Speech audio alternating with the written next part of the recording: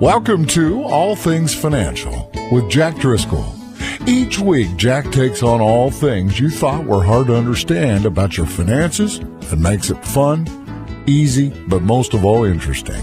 From insurance to the best way to save your money and squeeze the most out of the dollars you put aside for your rainy day.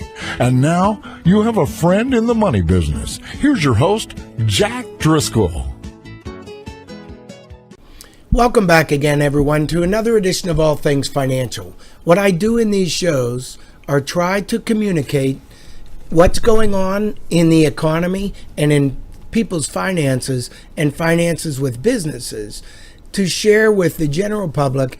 Same strategies that are successful for others might be something for you to consider, and the same mistakes that are being made by others might be something for you to avoid, rather than making the same mistakes yourselves. So what I've run into, and I'm doing a series this year, you know, folks, I thought this series would last 4 weeks, and it's been really since the beginning of the year.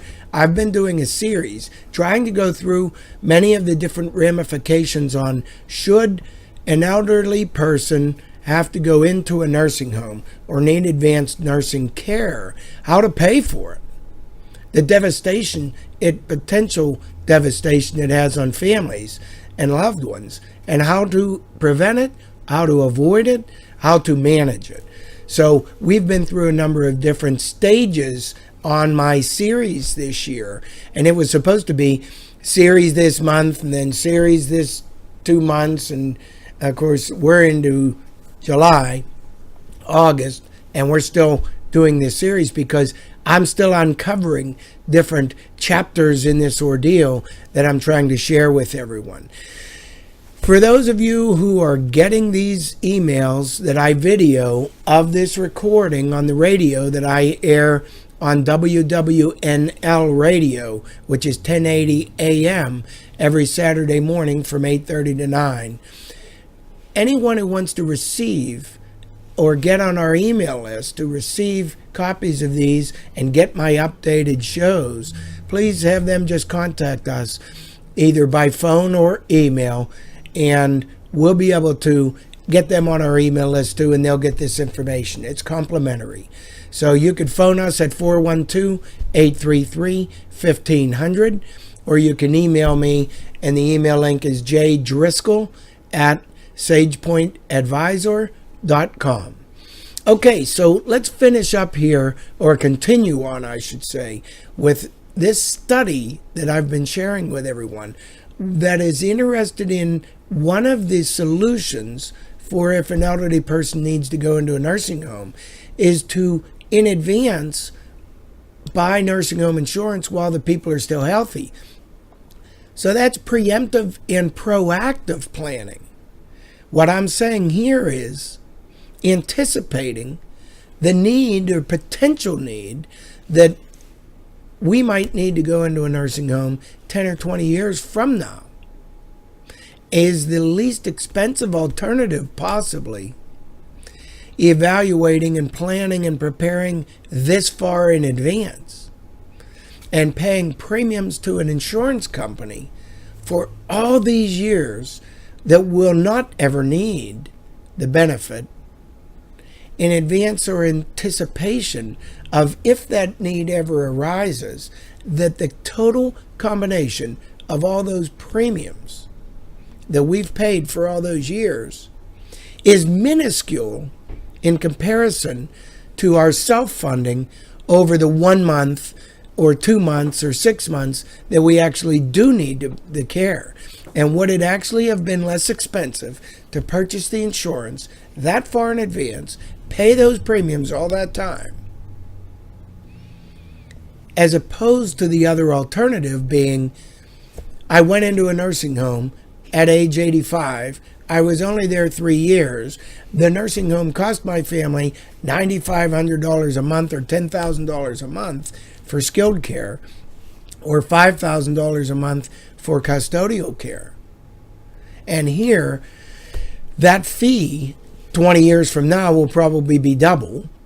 So we say, is it a potential problem of $20,000 a month my family might have to pay if I go into a nursing home 20 years from now, even if I'm there for only 3 years. Well, if it's $20,000 a month for skilled care then, and it probably will be if it's $10,000 a month for skilled care now, and it is, on average, then that's $240,000 a year that my family is going to have to come up with when I'm helpless and not able to take care of myself anymore. They're going to potentially have to go into our assets or their own assets, if they so choose, and pay the bill for me because hospitalization won't pay it. And hospitalization hasn't paid it for the past 30 years. So we don't anticipate they'll pay it over the next 20 years. You know, if my family has to come up with $240,000 a year, which is almost $250,000 for 1 year's coverage, or payment actually, and I'm in there for 3 years, that's $750,000 in one fell swoop because maybe a person like myself developed Alzheimer's at age 85 and lived 3 years needing care in a nursing home. I just wiped out the assets of the family, $750,000.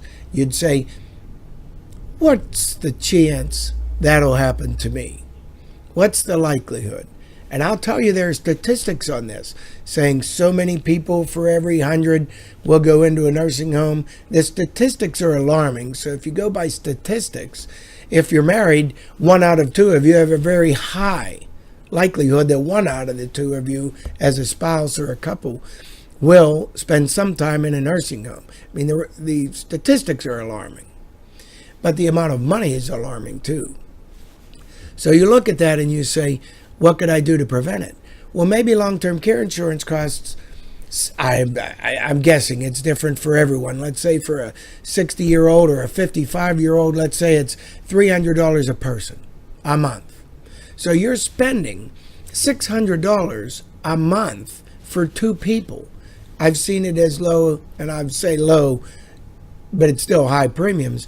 $200 a month per person is probably the average. And I did that in this Broker World survey over the couple shows ago. I said the average premium that people are paying. And it's typically around that, $200 to $250 a month per person. So even if it's $250 a month, that's $500 for a couple. That's $6,000 for a year. But listen to this. $6,000 wasted, you say. We can't afford that, you say. How are we going to afford that out of our current budget?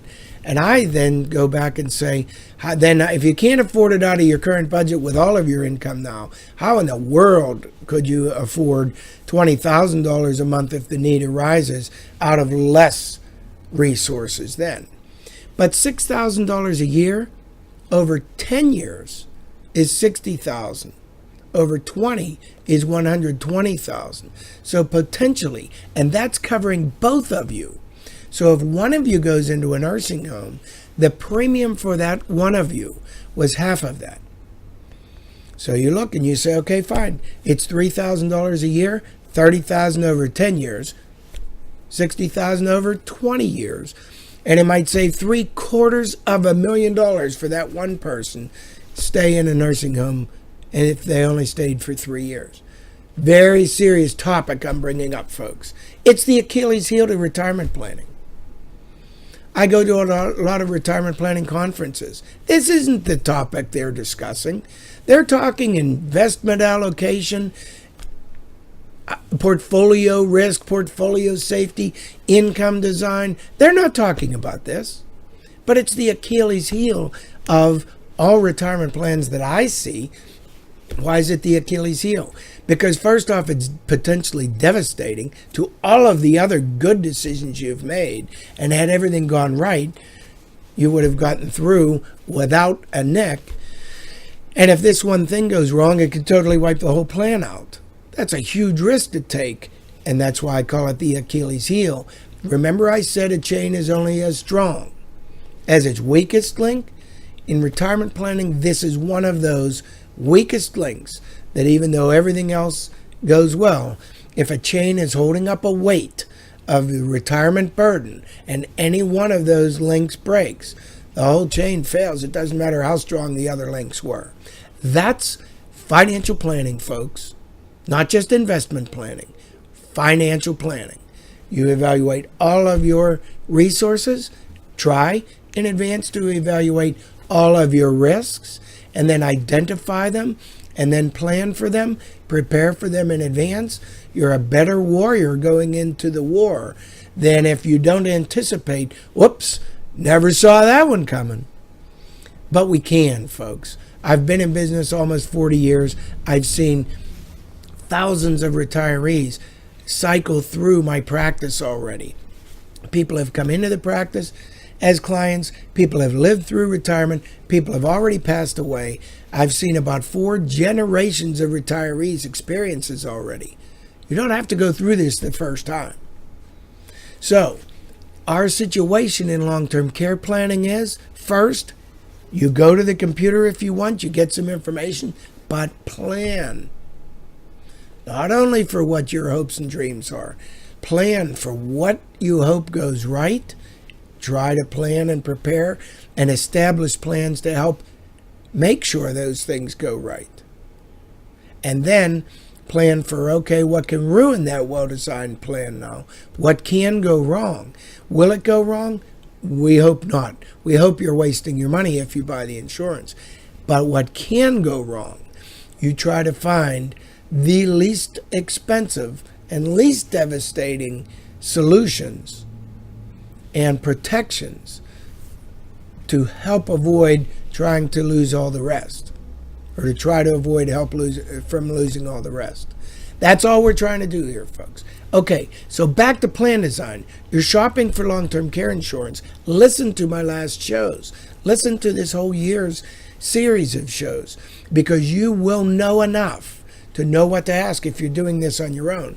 For you professionals, listen to these shows. It's what to look for people that you're helping try to protect and prepare for retirement planning, especially for long-term care protection.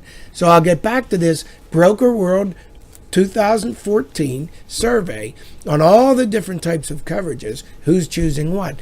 So I'll go to, we talked about and left off last week, 5% increases. When you're shopping for long-term care, you price a benefit. You get to choose what the benefit is, but you also get to choose if you want that benefit to go up for inflation. Well, will we have inflation? So far in all of history, we have at different rates.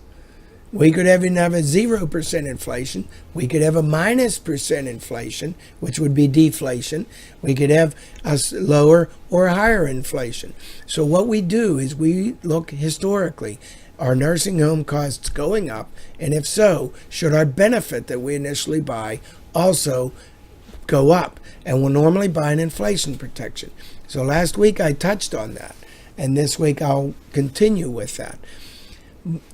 There's an age-adjusted benefit increase you can get if you want to try to save money.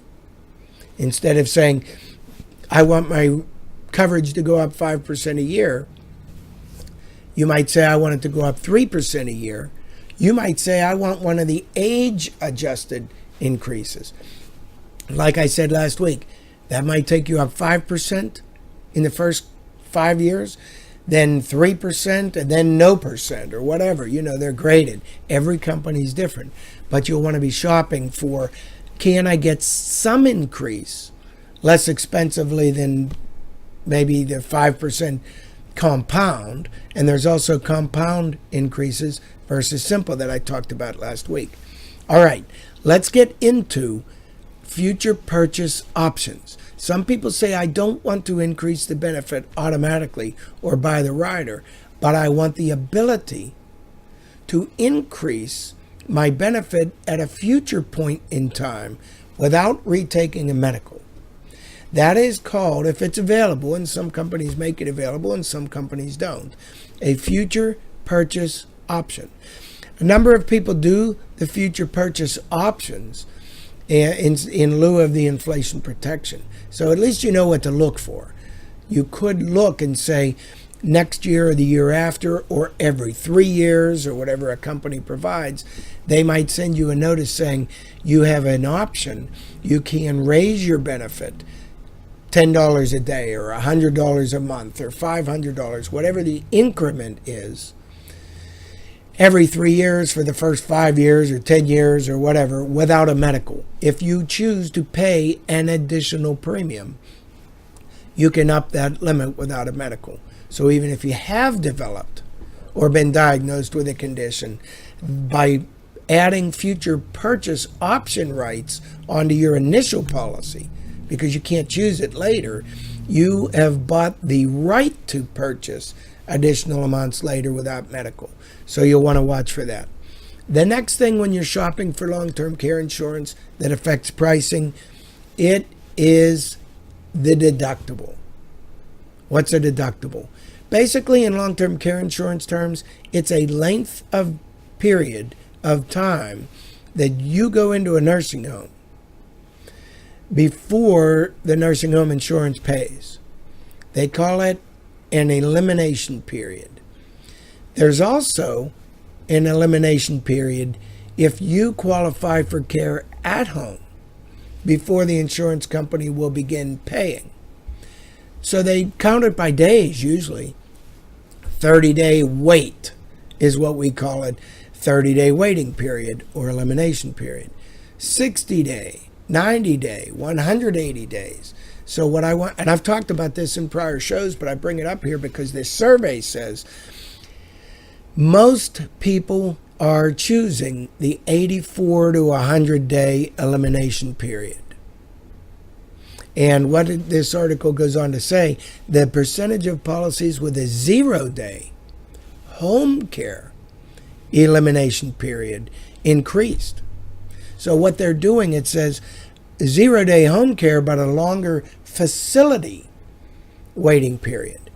What they're suggesting in this survey is people are saying, if I'm in a nursing home, I might take a 90-day waiting period.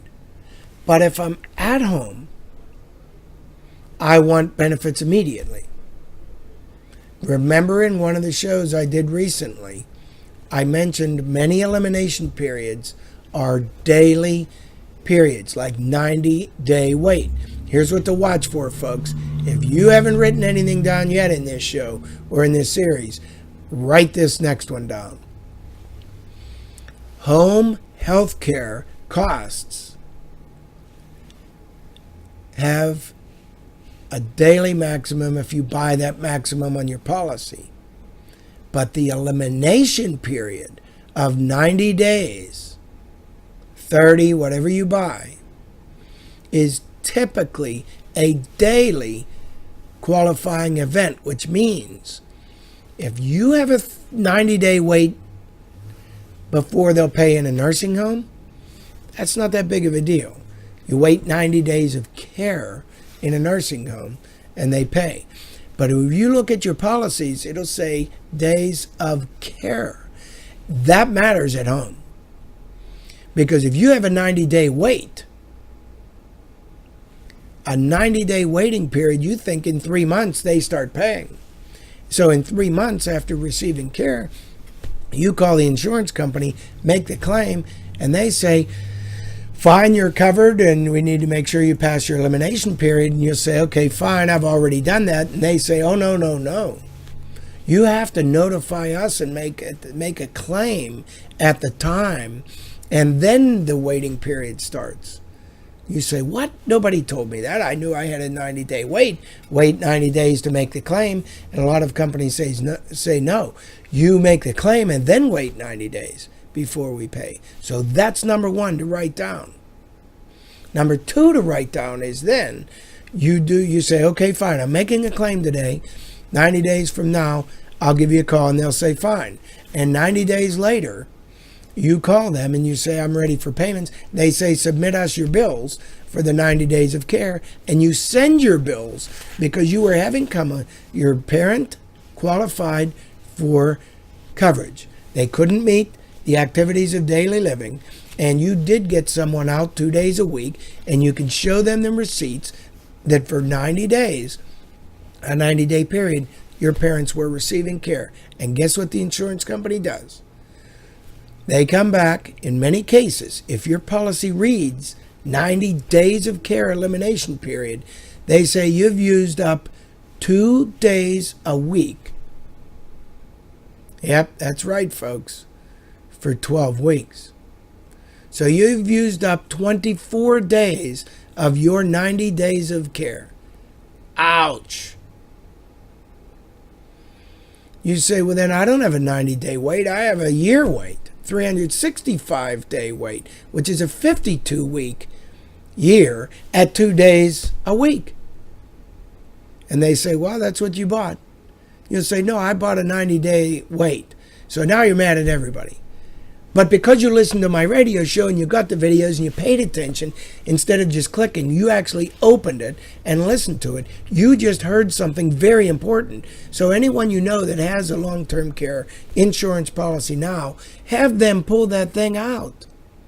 Read, what is the limit? Do they have home health care coverage? If they do, what's it say for the elimination period on home health care? In a nursing home, it doesn't matter. You're getting care every day automatically. But at home, it does.